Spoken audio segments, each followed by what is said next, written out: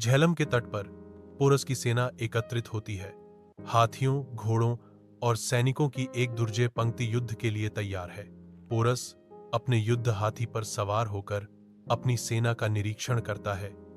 उसकी निगाहें इकट्ठी हुई सेना पर घूमती हैं। उसकी आवाज नदी के किनारे गूंजती है, अपने योद्धाओं को एक भयंकर घोषणा के साथ लामबंद करती है। आज हम अपनी मातृभूमि की रक्षा के लिए लड़ेंगे।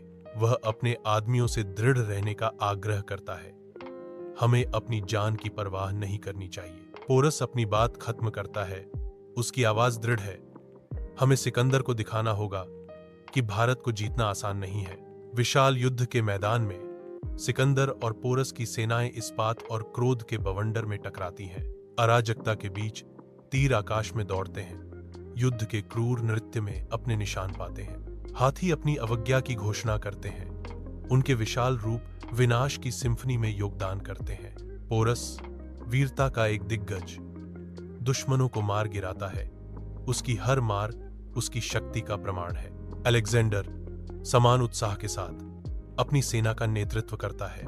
उसकी उपस्थिति संकल्प का प्रतीक है। दोनों नेता मिलते हैं। उनकी आंखें एक मूक प्रतिज्ञा में बंद हो जाती हैं, क्योंकि वे एक भाग्यशाली द्वंद्व युद्ध में शामिल होते हैं। टिमटिमाती मशाल की रोशनी में पोरस को सिकंदर के शिविर में ले जाया जाता है, जो चौकस सैनिकों के बीच एक कैदी है।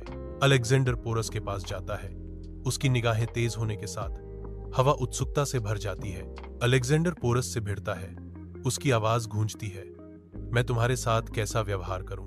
पोरस बिना हिचकिचाहट के सिकंदर की आंखों में देखता है, शाही गरिमा के साथ जवाब देता है, एक राजा की तरह। अलेक्जेंडर के चेहरे पर प्रशंसा की एक झलक आती है, क्योंकि वह स्वीकार करता है, तुम वास्तव में एक महान राजा हो। अलेक्जेंडर ने एक शांति प्रस्ताव दिया, मैं तुम्हारा राज्य तुम्हें वापस करता हूं और तुम्हें अपना मित्र बनाता हूं।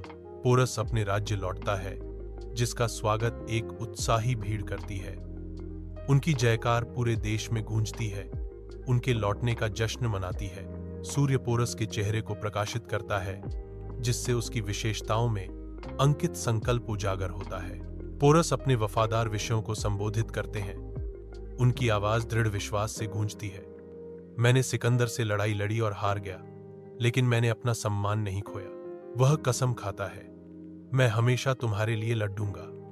उसके शब्द उसके लोगों के बीच वफादारी और दृढ़ संकल्प की एक नई भावना को प्रज्वलित करते हैं।